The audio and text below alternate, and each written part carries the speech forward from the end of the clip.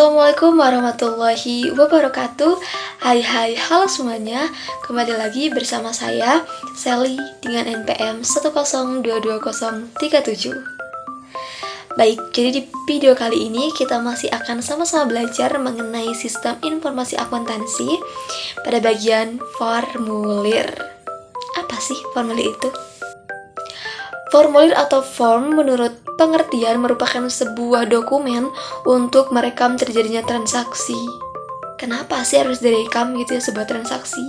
Tujuannya adalah untuk menyediakan informasi keuangan yang dibutuhkan oleh manajemen untuk memudahkan sebuah pengelolaan. Adapun contoh formulir itu seperti formulir faktur penjualan, formulir jurnal, formulir rekening buku besar, formulir jurnal penerimaan kas, dan juga formulir jurnal pengeluaran kas. Adapun jenis-jenis formulir itu terbagi menjadi 5 bagian atau 5 jenis. Yang pertama adalah formulir satu set.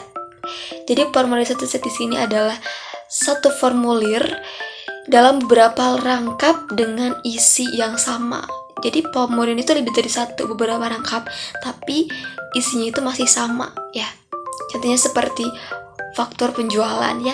Yang kedua adalah formulir continuous. Formulir continuous di sini adalah merupakan beberapa lembar formulir yang dibatasi dan dapat disobek ya. Contohnya seperti printer komputer. Jenis yang ketiga adalah formulir tanpa karbon.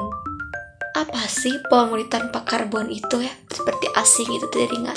Yaitu tembusan yang dapat diisi langsung dan diproses oleh komputer si formulir tersebut.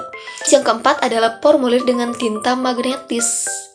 Yaitu adalah formulir yang dapat dibaca oleh alat input untuk langsung diproses oleh komputer.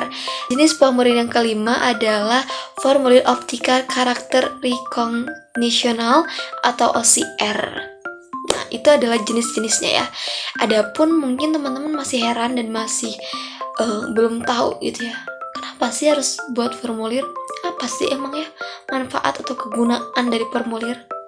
Ini dia, kita harus jawab sekarang juga. Jadi kegunaan dari formulir itu adalah yang pertama, memenuhi hasil kegiatan. Yang kedua adalah menjaga aktiva dan utang perusahaan. Yang ketiga, memerintahkan suatu pekerjaan. Dan yang keempat, penyusunan rancangan kegiatan, penilaian akhir, dan juga penyelesaian rancangan 2. Adapun penggolongan formulir itu dibagi menjadi 2 golongan. Yang pertama adalah menurut sumbernya, dan yang kedua adalah menurut tujuannya. Dan tentunya kalau kita mau merancang formulir itu harus dengan prinsipnya.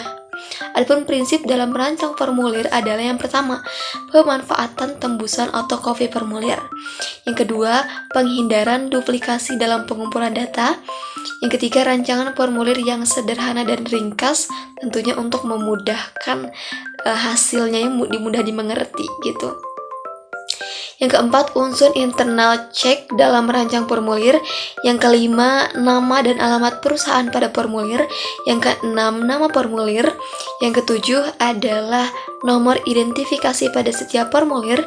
Yang kedelapan, formulir besar. Yang kesembilan, pencetakan garis pada formulir. Yang kesepuluh, pencatatan nomor urut cetak. Yang kesebelas, rancangan formulir. Yang kedua belas, formulir ganda. Dan yang terakhir, yang ke-13 adalah pembagian zona. Jadi penggunaan formulir itu ada waktunya ya. Contohnya kalau kita ada suatu kejadian yang harus dicatat ya. Yang kedua, jika informasi tersebut harus dicatat berulang kali, kita pakai tuh formulir ya. Yang ketiga, jika berbagai informasi yang sama harus disatukan dalam satu tempat yang sama. Yang keempat, jika dibutuhkan untuk menetapkan tanggung jawab transaksi, kayak gitu. Dan teman-teman, jenis formulir juga ada formulir elektronik. Ya, formulir elektronik di sini manfaatnya itu adalah yang pertama, tidak kehabisan formulir. Yang kedua, tidak tertinggal zaman karena akan terus mengikuti tren gitu ya, karena elektronik ya. Yang ketiga, dapat menghindari tidak efisiensinya formulir.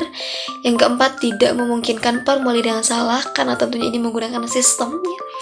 Yang 5 adalah kecepatan pengisian formulir karena ini tidak manual atau otomatis ya. Yang keenam, penangkapan data yang dilakukan sekali. Dan yang terakhir, yang ketujuh adalah tidak ada data yang mengambang. Nah, itu dia tadi pembahasan kita. Mungkin sedikit banyaknya itu mengenai formulir.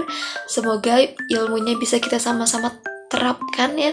Semoga bisa sama-sama nempel gitu untuk memudahkan kita pada pertemuan selanjutnya, pada video selanjutnya untuk membahas sistem informasi akuntansi pada bagian yang selanjutnya. Itu saja mungkin pemaparan saya pada video kali ini. Semoga kita bisa sama-sama belajar lagi ya teman-teman di video yang selanjutnya. Baik, terima kasih atas waktu dan perhatiannya.